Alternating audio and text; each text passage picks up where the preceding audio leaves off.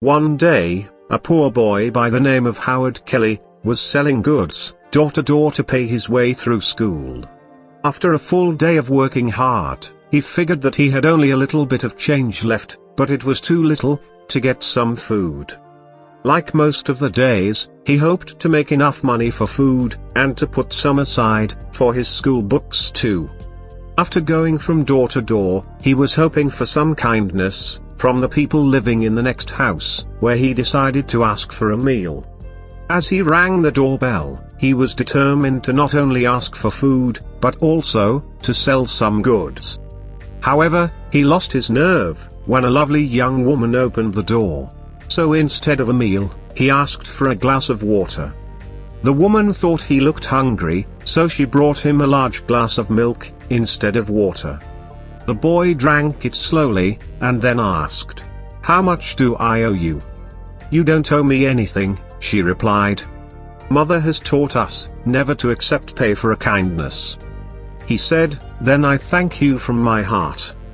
As Howard Kelly left that house, he not only felt stronger physically, but his faith in God and man was strong also. Years later, that young woman became critically ill. The local doctors were baffled. They finally sent her to the big city, where they called in specialists to study her rare disease. Dr. Howard Kelly was called in for the consultation. When he heard the name of the town she came from, a strange light filled his eyes. Immediately, he rose and went down the hall of the hospital to her room. Dressed in his doctor's gown, he went in to see her. He recognized her at once, and remembered the kindness she showed him that day, and how much it helped him. He went back to the consultation room, determined to do his best to save her life.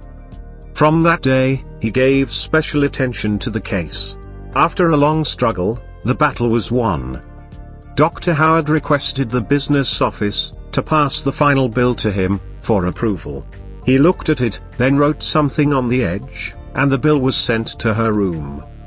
She feared to open it, for she was sure it would take the rest of her life to pay for it all. Finally, she looked, and something caught her attention on the side of the bill.